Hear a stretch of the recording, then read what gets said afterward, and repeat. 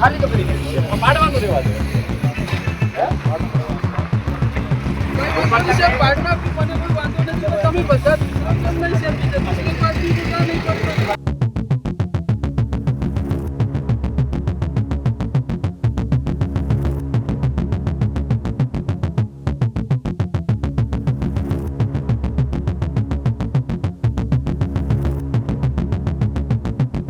સાહેબ તમે આવ્યા હતા, હું હતો અહીં રૂબરૂ. તમે વાત કરી હતી કે આપણે વિચારીને કે એમ નતું કીધું કે તમે પાડી નાખો. અમે તમને વિચારીને કે તમે ઓલી કેનાળ જોઈ છે પાણીની કે દુકાનની નીચેથી કેનાળ નાખી છે એ તમે જોઈ છે. તમે કીધું છે કે આ લીગલી છે, વાંધો નહીં, હું તમને જવાબ દઉં છું સાહેબ. સાહેબ આપણે અહીંયા સાહેબ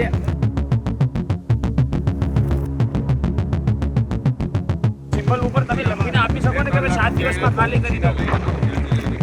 ગીર સોમનાથ જિલ્લાના સોમનાથ કોડીનાર હાઈવે પર આજે હાઈવે ઓથોરિટી દ્વારા એક દુકાનનું દબાણ દૂર કરવામાં આવ્યું છે.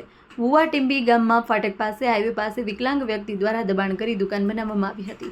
હાઈવે વિસ્તારમાં અવરજવર માટે અવરોધ બનતી આ દુકાનને હટાવવા માટે અધિકારીઓએ પોલીસ સુરક્ષા હેઠળ આજે ડિમોલિશનની કાર્યવાહી હાથ ધરી છે. દબાણ દૂર કરાતા માર્ગ વ્યવસ્થા ફરી સુવ્યવસ્થિત બની છે, જ્યારે સ્થળ પર હાઈવે ઓથોરિટી અને પોલીસની ટીમ હાજર રહી હતી. મારું નામ જયેશભાઈ વિરપણભાઈ બારડ, હું રહેવાસી ભુવાટીંબી ગામનો છું. હું પોતે વિકલાંગ છું. રેડી મેં અહીંયા હાઈવેની જગ્યા ઉપર કોટેક ઉપર દુકાન બનાવેલી અને દુકાન બનાવ્યા પછી હાઈવેવાળા મારી દુકાન પાડવા આવેલા છે.